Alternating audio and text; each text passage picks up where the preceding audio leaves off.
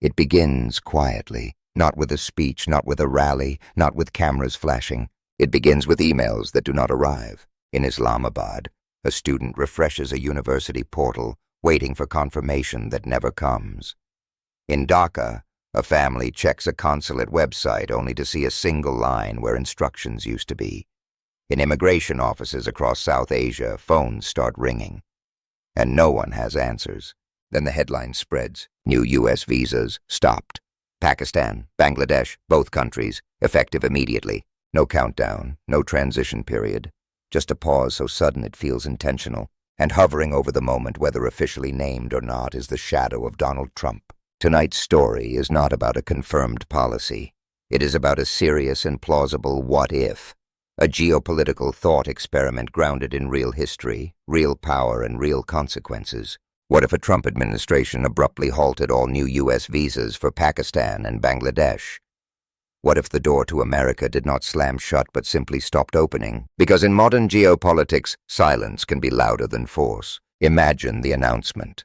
It is short, bureaucratic, carefully worded. The kind of statement that sounds temporary, reasonable, and administrative. Pending a comprehensive security and compliance review, the United States is suspending the issuance of new non-immigrant visas for nationals of Pakistan and Bangladesh. No mention of bans, no mention of religion, no mention of politics, just procedure. But procedure is power. Visas are not just travel documents.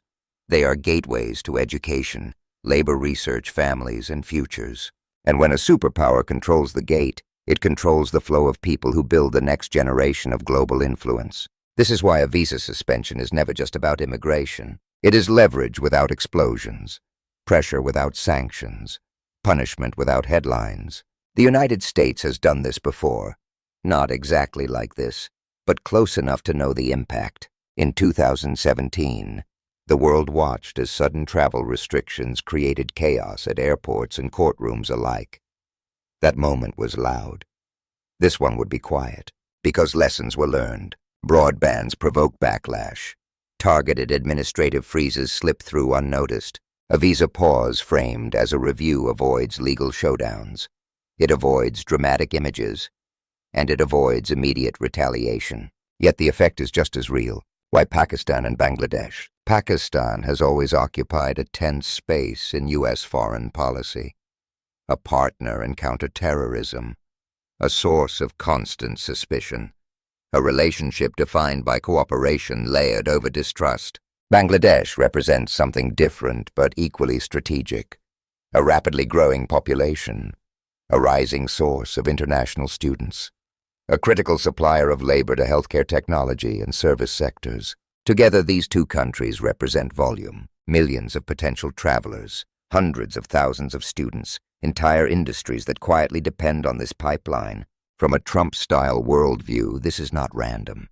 It signals strength to a domestic audience. It reframes immigration as control.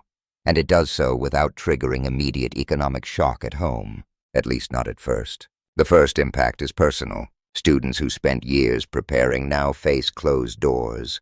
Admission letters lose their meaning overnight. Scholarships go unused. Research positions remain empty.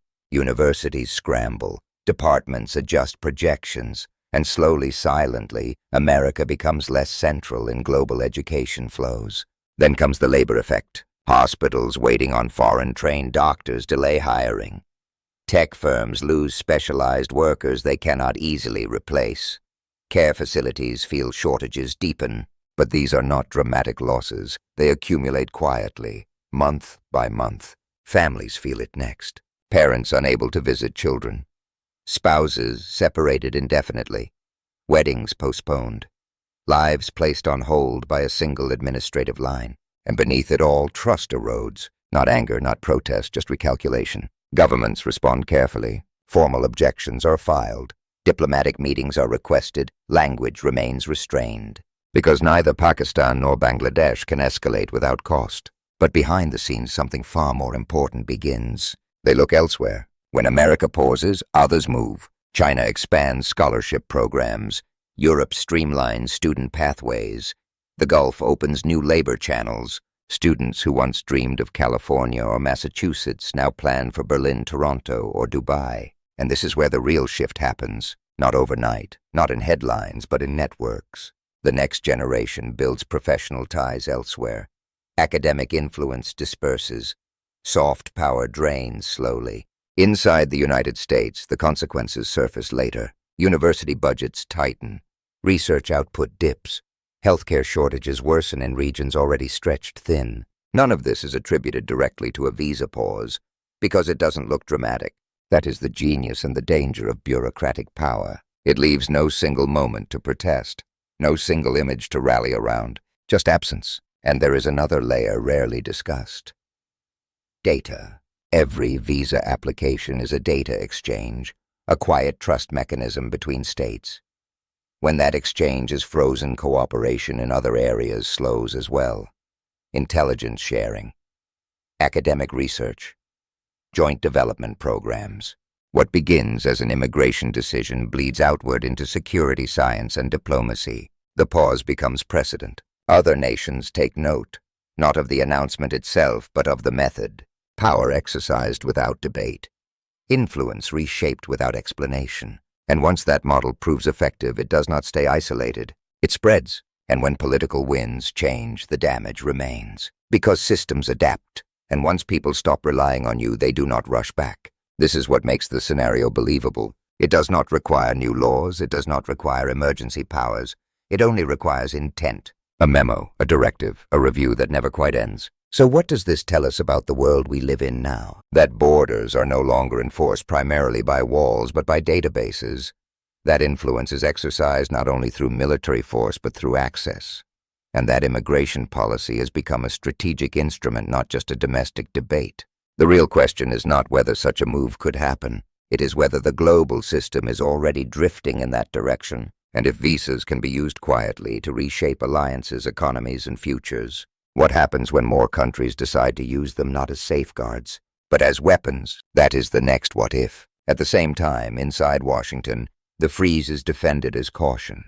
Officials point to overstay statistics, to document verification gaps, to security vetting complexities, all of them real issues, all of them manageable under normal circumstances.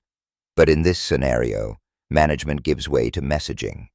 The review is not designed to conclude quickly. It is designed to linger, long enough to demonstrate control, long enough to satisfy a political narrative built on restriction rather than resolution. Domestic audiences hear one story. Foreign audiences hear another.